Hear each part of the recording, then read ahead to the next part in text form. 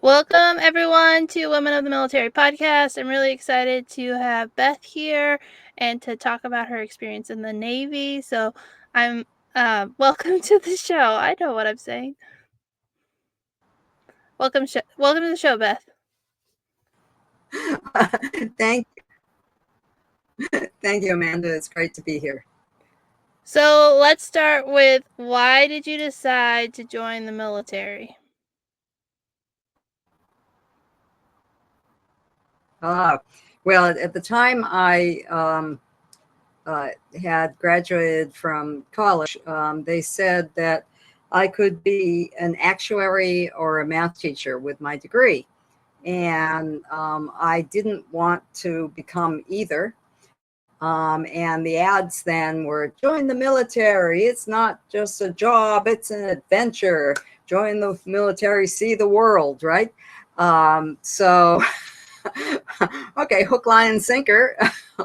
I thought it would be a nice, reliable way and responsible way to learn things and, get experience for my next job, whatever that would be, and to see what else there was in the world. I had friends who were backpacking across country, and that just wasn't me, or teaching in Australia. So I applied to the Army, and the quota was full. And actually, no, I applied to the Air Force because my dad was an airline pilot, and their quota was full. And so next, I went for the Navy because shallow as it may seem, I liked their uniforms better than the Army's. And they accepted me. Oh, I don't. youth. Hey, it's a reason. Maybe it's not the best reason, but it's a reason. And when you don't really know a lot about the different branches, you got to pick something. I remember I used to really like North Carolina's basketball team growing up because they had really nice uniforms. So, like, I understand the uniform aspect. Yeah, yeah. So, what year was it when you joined the Navy? I joined. I got accepted in '79 and went active in 1980, January of 1980. Okay. And what was the culture of the military towards women or in the Navy towards women when you joined? Oh man, they we weren't well accepted at all. We were very much the minority, um, and they uh, basically we were resented. I think in many ways, and definitely given the message that we didn't belong, and that if we were to be accepted, we had to work far harder than any male had to work. Yeah, that makes sense. So, you said that when you graduated college, you only had a few career options. Did you have more options when you decided to join the Navy? Um, well, I could have gone and been a nuclear power instructor, but that was teaching something scientific, and it sounded like what I was, um, trying to escape. I could have gone into being a navigator. I've got glasses and had them then, so I couldn't be a pilot. And you had to give more years to do that. I decided I'd take whatever was behind doors C. Um, but I think I didn't get direct job experience, and it took me a long time to figure out how to parlay it into something that would have somebody hire me afterwards. Um, but I did get a lot of life experience. You grow up so fast in the military, or at least I did, and other people I've talked to. have said the same thing. You go in one person and you come out and you're no longer that person. Um, I was talking to one woman who said she got out after 20 years and felt that, oh yeah, I can do civilian again. Well, no, that's not that easy. Yeah. Yeah, one of my past podcast guests talked about like brain development that happens between 18 and 22 and how that's like your final stage of brain Hmm. development and it's how you view the world and solve problems as an adult. And then your brain's kind of like set, which most people are military people 18 to 22, that's so then like the rest of your life, even if you only served like 4 years or 2 years, you have this like really huge impact of the military on how you view the world, how you see the world. And so Yeah, and I think it it has a huge impact. I love that brain development bit because male brains are still developing until 25. And so, I think that's may have a lot to do with it. I think also the fact that um, you give up everything that you had before and you start from a completely blank slate of your head. For males it's shaved, right? For women's it's cut very short. You're all put into the same uniform. You're marched around. And when I was in officer candidate school, they said they deliberately broke us down so that we would become military. And then the last week before we were graduating, they were like, oh, we've broken these people. Now we have to make them into officers who will actually make decisions and lead people. So, we need to build them back up. Whoa. But, I think it changes you because it's a different culture. It's a different language. It's just totally, it's a different world that you step into. And so when you come out, there are things that are indoctrinated into you. I mean, I was working in high tech one day, and this guy working for me looked down and adjusted his shirt so it lined up with his belt buckle and his fly. And I said, "Did you just check your gig line?" And he said, "Oh, yeah, I did." And he had been in the Navy, and I knew that, which why I could ask him that and knew he'd get it. But he was years later just making sure everything was lined up perfectly. I still go up to people and say, "Can I tuck your tag in, or you have some stuff on you?" Because we were always picking stuff off of each other and tucking tags in, and I don't know. It just you get indoctrinated, and it just gets into your cells. It's very true. That's very true. I mean, it's a huge traumatic experience. Like you leave home, you get broken down to get built back up, and like it changes you. And add in all the other stuff too of like brain development, it just makes it even more of an impact. So, I was going to ask if you became an officer, but you mentioned officer training school. So, can you talk a little bit about what that experience was like? Oh yeah, yeah. I was I guess I was a pretty naive kid. I grew up in New Bedford, never left it, and college was small, and training. All of a sudden, I'm in this whole strange world, and I think I was confused for 6 months. Like what's going on? What are they doing to us? And they help bring that home. We had we were the Bravo company, the female company, and the rest were all male companies. And we had this competition going all the time between the male companies and the female companies. And at the time I served, they wouldn't let us bear arms, but we had to pass all the tests with arms, including the manual of arms.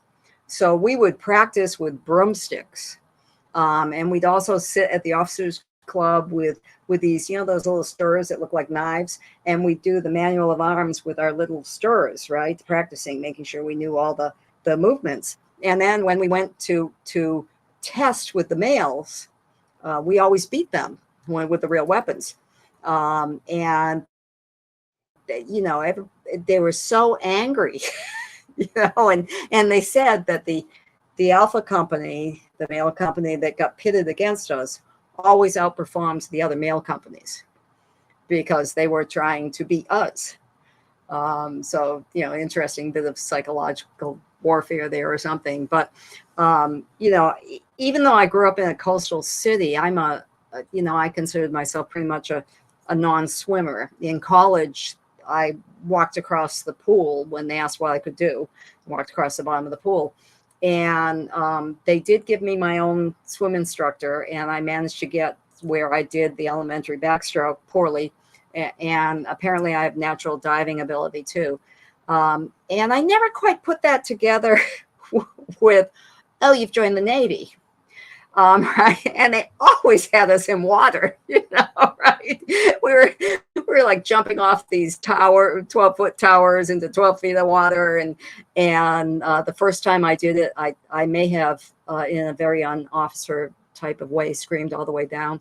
And then they made us do it again with life jackets on. Then they had us in there, flipping over life rafts and getting back into them from the pool, and turning it's amazing. Every single piece of the Navy uniform is useful for something. And the pants you can make into a life preserver. So they had us, making the pants into life preservers and jumping back into the pool. What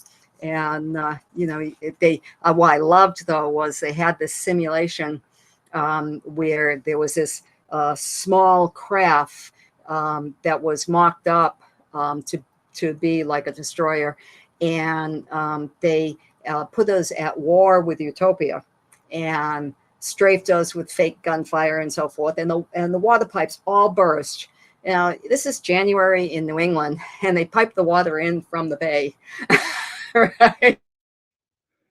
So it was a very realistic stimulation as we got hit by a torpedo, and they had us, repairing the ship. There were moments of fun with sheer terror, because they said they'd stop the simulation when the water was an inch away from the top of the of the compartments we were in. Whoops. So we studied, we learned how to take apart a 45. We were in we learned how to shoot. We studied how to navigate. For me, it was fascinating, intellectually, some of the stuff. And we marched a lot. Oh my God, my feet bled from the marching, because that's the way they had us break in our leather shoes. Either the shoes or the feet won, and usually it was the shoes. So it was a rigorous 6 months, and then you get to the end, and you're too tired to figure out why am I here. And they get you all in a room at like 11:30 at night, and they pass out your original contract, a 4-year contract, and they say that was your contract as a civilian. Now you rip it up. And you're like, okay, and you all rip it up. What's going on here?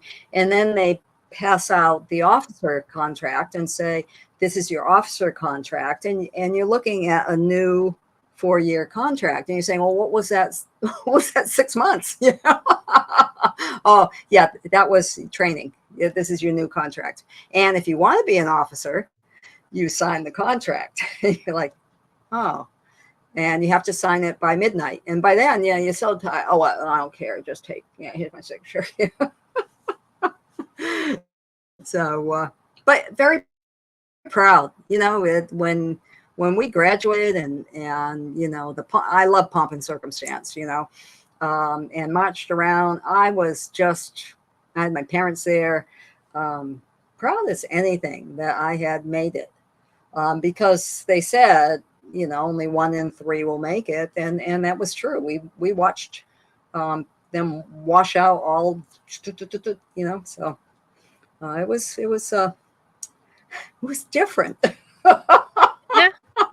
Different but the same. I mean, it sounds like there was a lot of differences between now and then, but also, there's a lot of similarities. I bet the training aspect is pretty similar and the things that they make you go through and the things they make you learn. But it's I'm sure it's different, but it's interesting. I did not know that about the Navy uniform, that you could use it for so many different things and that it has purpose. Just That's pretty cool that it's made that way. Ah, yeah, it's a really, really cool uniform. Yeah. So you went through that 6-month training and then you were officially in the Navy as an officer. What was your job and where did you get assigned? Well, I got sent down to Key West, Florida. Training was Newport, Rhode Island in the winter, and then I went to an A school down in Key West during the summer. And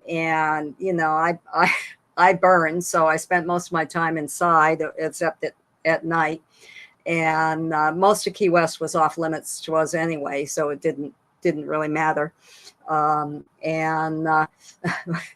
There, the inspections were interesting because they told us not to lock our knees in inspections, and we're inspected in a hangar. It got so hot in the hangar that the if you locked your knees, you would pass out, right? And so you'd be standing there thinking, "Don't lock your knees, don't lock your knees, don't lock your knees." And you hear the tough guys in the back row going thump, thump, right? And you go, oh, that's why. Inspections were always fun, but um, I did go out into the sun one day, and it was at 3 o'clock in the afternoon. I didn't know that the sun was that hot, and I burned my legs so badly I couldn't wear stockings, which are part of the uniform or were at that time. And so my legs swelled up. I'm there in all weekend trying to try to take care of my sunburn, um, lying on my my rack and hearing the cockroaches go around the room. Florida, love it. And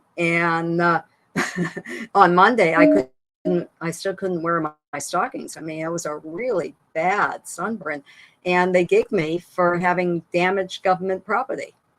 And I'm like, damaged government property? Oh, that's me.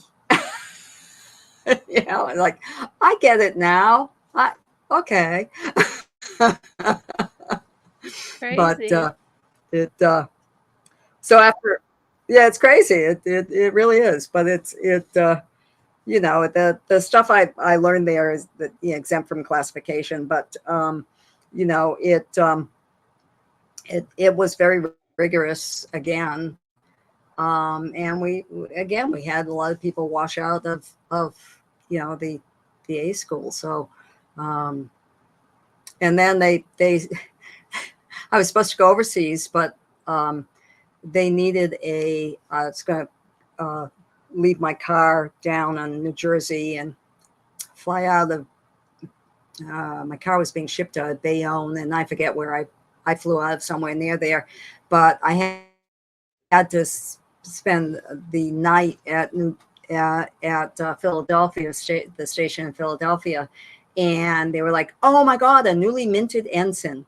Isn't this great?" So they kept me for 2 weeks because they needed someone to go find all of their copying machines across the entire Philadelphia base and just inventory them. And I was a warm body that happened to show up when they were thinking. I'm thinking, this is exciting. I mean, I found them in closets. It's amazing where they were stuck. But so I spent 2 weeks, and I thought, this is not a skill that's building my resume. Right. You're like, this is not what I was hoping for.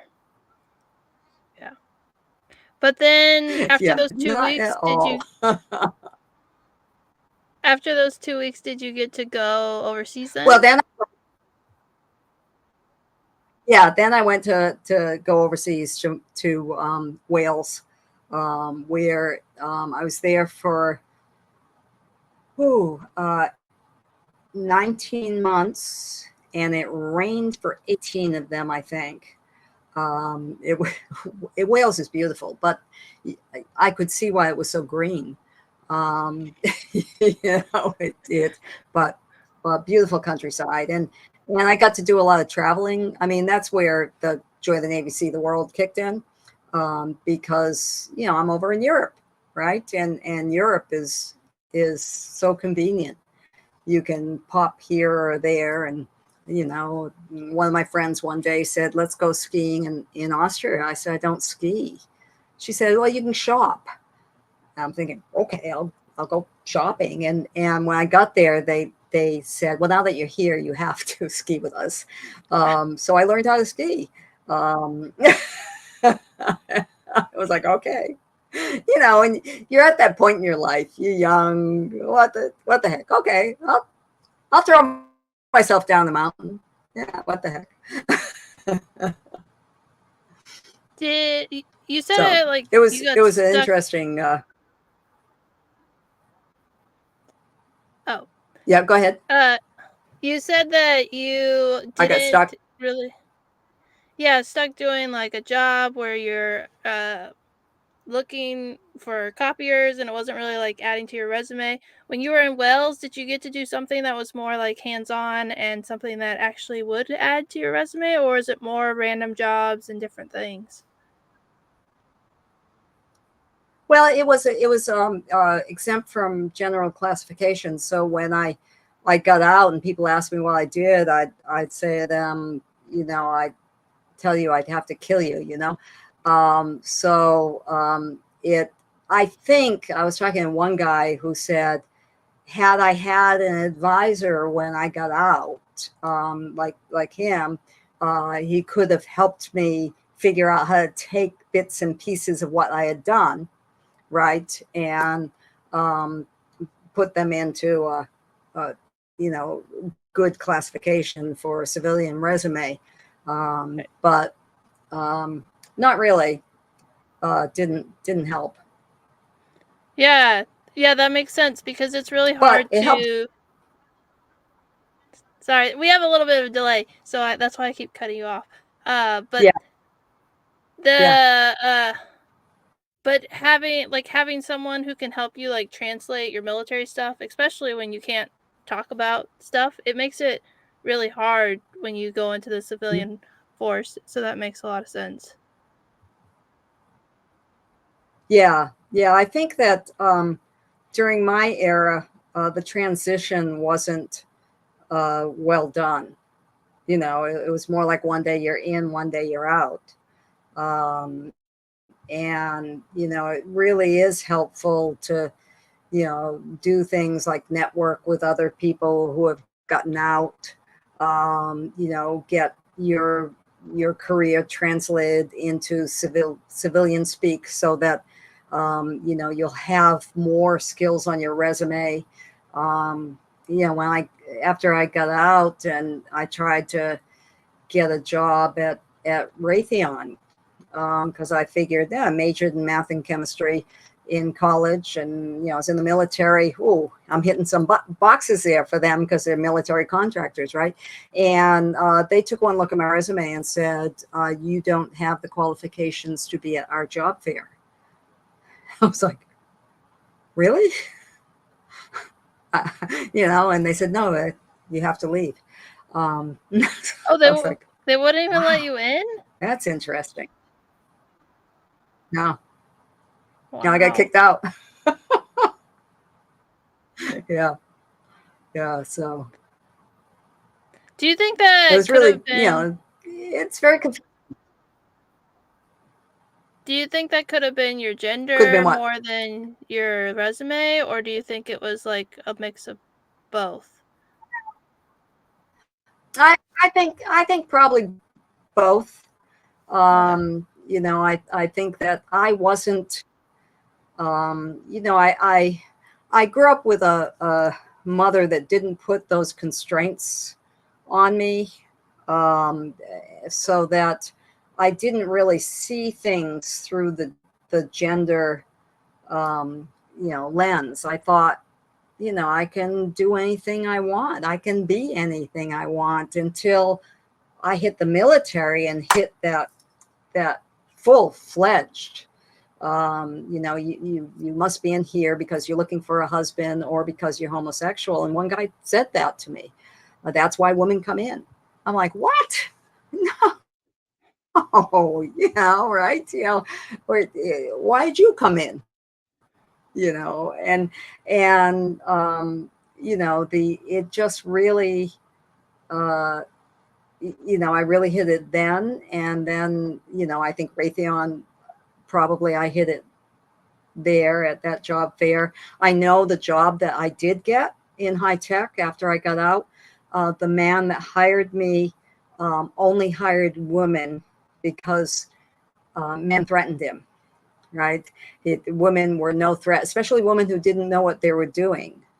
And so he hired people like me who didn't have a clue. I mean, I was hired as a computer room supervisor, and they were talking about rat fixes and burning proms, and I thought they were taking their their animal to the vets, and going with a gown into the stance, right? And it was like, I gotta go back to school. I'm pretty hopeless here. So I kept going back to school. Afterwards, I just took course after course after course after course, to learn what I was doing. And I think that's one thing, though, that the experience in the military did for me is it taught me that I could learn anything I wanted to learn, because I learned all this stuff, that they threw at me, and I got qualified in anything that I needed to get qualified in.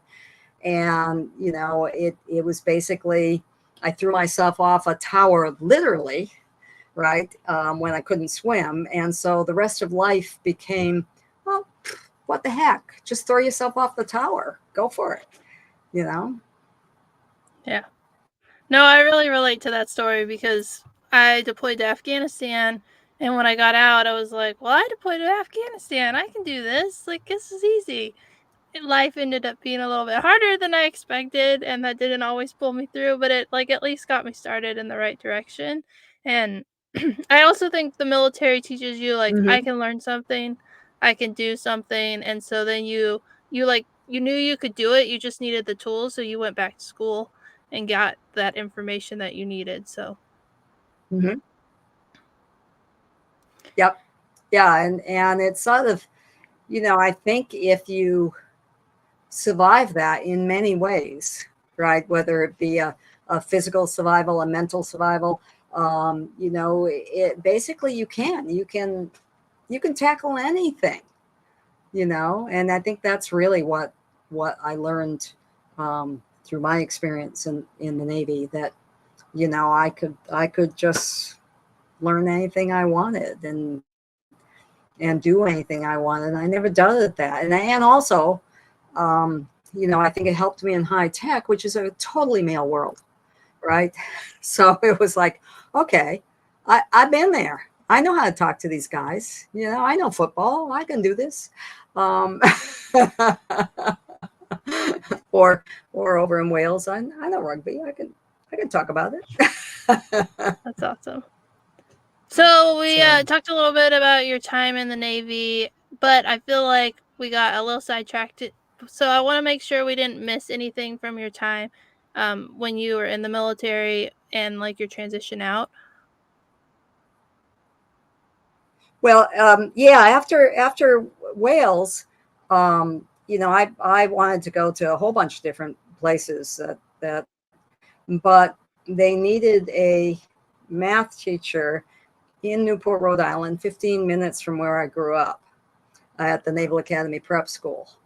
So, so, you know, I end up 15 minutes from where I grew up, trying to Navy Sea the world. No, no, I'm in my backyard. Um, so, um, and I'm teaching math, which is what I went in to avoid. But I also was, before I taught math, I was an administrative officer, which was really cool.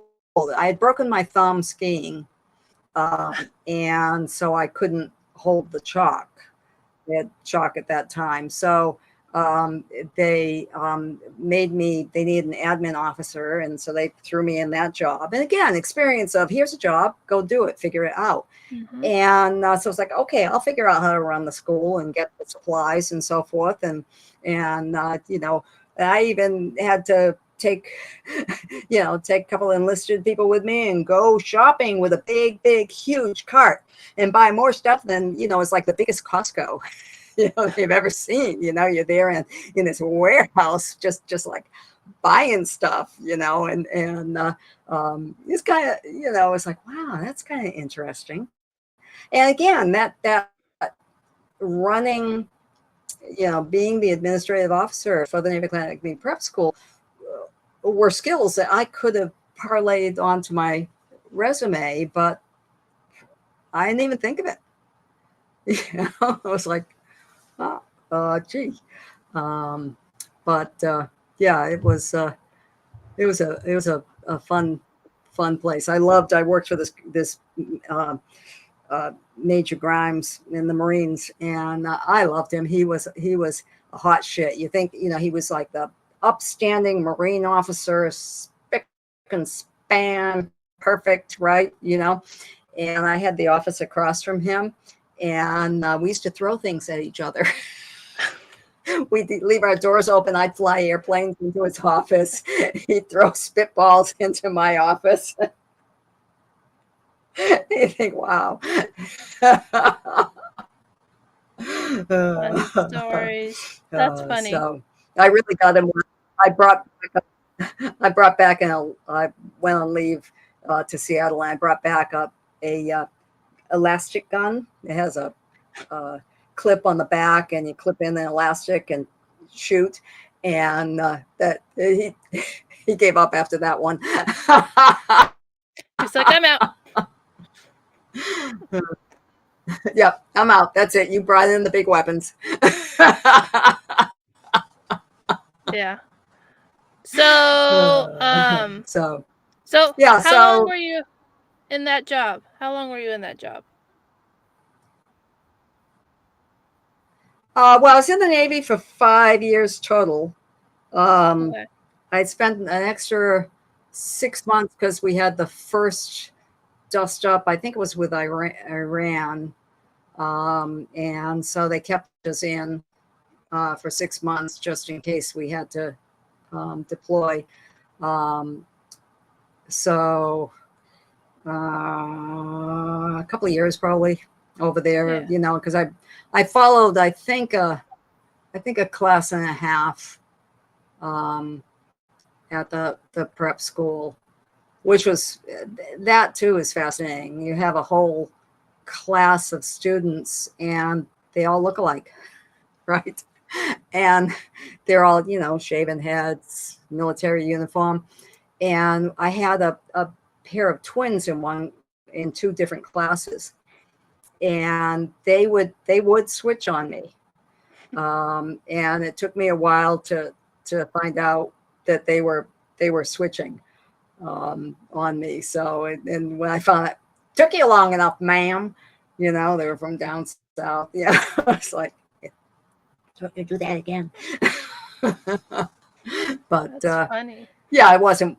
That's really, yeah, yeah. But it wasn't what I wanted to do. I really liked doing the other stuff for the Navy, and I wanted to continue. I felt I was really good at it, and you know, teaching okay, but it's not what I wanted to be or do, and that's not why you join the military. It's like, Right. oh yay, I taught. You're like, "I'm back where I I didn't wanted want to to, be." yeah, yeah, and 15 minutes away from home. Yay. Yeah. But So it's go still, ahead. I learned a lot from my students too. Because a fair number of them were enlisted that were working to go to the Naval Academy and had been accepted, but needed to bring their grades up or get a course or two that they never had um, before. So great guys, great guys. I mean, great stories too. That's awesome. So you left the Navy, and it sounds like your transition was a little rocky. I think they're still trying to figure out how to help veterans transition, but they're getting a lot better. Uh, is there anything from your time post military that you want to highlight before we wrap up the interview? Yeah, well, I think when I got out, it was shortly after the Vietnam War had ended, and you know, frankly, we were despised as military and ex-military. So it was a very different environment that I got out into, and even before I got out, I had decided I would go to college and get my master's in math and then figure out where to go from there. At least maybe I'd be teaching at the college level if I taught. Um, and so I got accepted at Bridgewater, and I went for, I don't know, maybe a couple of months, and I showed up in uniform one day because I didn't have time to change, and the reception was very hostile, and I never went back. It was like, I couldn't believe it, because I was proud of my uniform, right? And proud to have served, and to have that reception just from wearing the uniform was heartbreaking, and I'm so heartened that it's a different world, at least that um, those that serve are, maybe not totally accepted, and probably still having difficulties trying to relate to their friends in their old life. Um, but at least they're not hated. They don't have things thrown at them, and you know, so that's good. Yeah, that's really hard. I think it's really hard to wrap my head around that type of reaction because I've always remembered like the military as like support the troops and like a positive vibe. And so it's crazy to me that not really that long ago, the whole feeling was very different towards the military. And so that's really interesting. Yeah, yeah. Yeah. So Well, yeah, it good experience. And never regret doing it, and very glad and proud I did it. And I learned a lot of things that have served me well, and even the stuff I can't talk about, or um, has helped me view the world through a different lens, which is kind of cool, yeah. Is there anything else you and want to helped with my highlight? book. Work that I was gonna say, and highlight book was where I was trying to go. So, yeah, can you talk a little bit about your book and why you wrote it? Yes, I actually have three books out. Working on the fourth right now with my editor. Here we go. Um, of course, I have them right at my disposal. The first book. Whoa, let me get the camera. There. Moscow Knight's Return. Um, was the first book I wrote, and like many other people, I wrote it during the pandemic. I had some spare time. I was thinking of retiring, so in a transition, and I was like, I always wanted to write a spy novel. And um, after I wrote that, book number, oh, good. Beth, get your camera. There you You're go. good. Book number 2, Moscow Misdirection. And book number 3, whoa, we do have a delay here. Moscow Madness. Um, just kept flowing out of me. You know, it was just like poof. And it was neat because I could use a lot of my background, some of the military, some of my high tech, some of my I'm a therapist, just a whole bunches. Also a certified personal trainer, so I could use a lot of this stuff and make these characters into what I hope are um, more believable characters than a lot of the thrillers have out there. Richer and fuller. And also, because I was in the military and believe I can do anything, well, what the heck? I can write a book. Um, and the fun part is I apparently can because my editor is saying I can write, and my books are getting better as I go even. And I have a small devoted fan club who are desperately emailing me saying, "Where's book 4?" So that's kind of fun. It's right now, just in the Navy, as in the military, you put on a persona, right? And you are the Navy officer or you are whatever, right? Then I was the high tech person and the therapist and the personal trainer. So now I'm an author. That's so Yay. awesome.